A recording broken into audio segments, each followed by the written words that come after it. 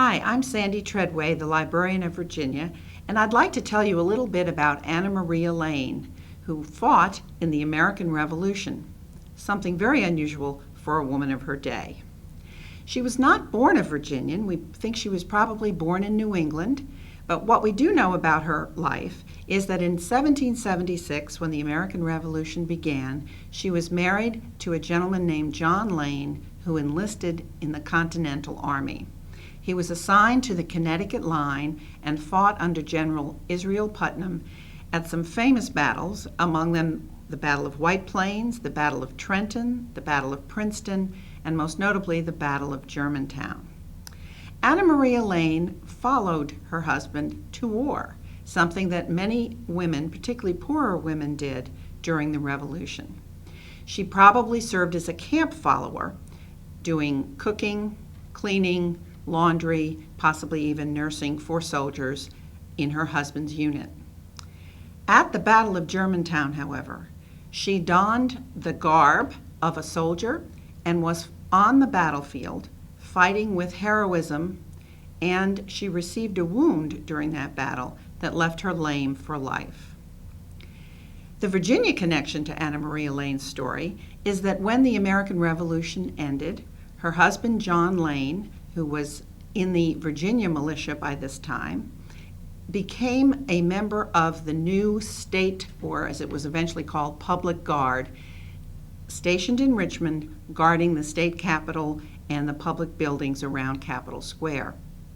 Anna Maria Lane, of course, moved with him to Richmond, and she served the public guard, particularly in the capacity of a nurse.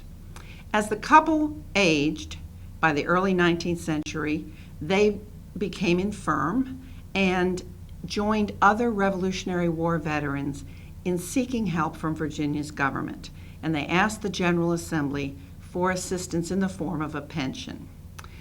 When the governor reviewed their cases, he recommended to the General Assembly that they be given consideration because of their service, but particularly he noted that Anna Maria Lane was ill and in need of the help, but that she had done a heroic deed on behalf of the cause of independence and therefore should be remembered.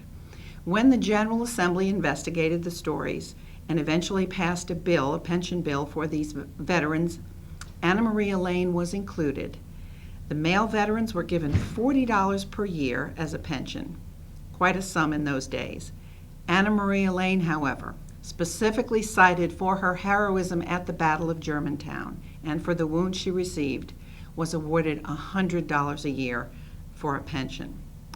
Anna Maria Lane was not literate, and so when she went to pick up her pension at the auditor's office, she marked the receipt with an X, which is the poignant reminder of women of her day. Many of them could not read or write.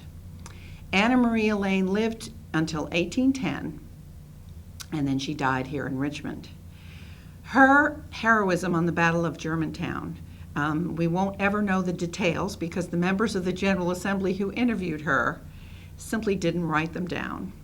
But clearly they were impressed, and clearly we should be too. Although her activities were very unusual for a woman of her day, there were only a few other cases of women who served on battlefields or enlisted surreptitiously in the Continental Army.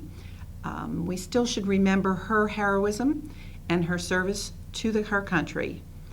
As we look back on women's contributions, particularly in Virginia, Anna Maria Lane should be a name that we recall. To learn more about Anna Maria Lane and other men and women who served in the American Revolution and who helped shape our new government, particularly our Constitution, please check the Library of Virginia's website, the Shaping the Constitution page on our Virginia Memory site.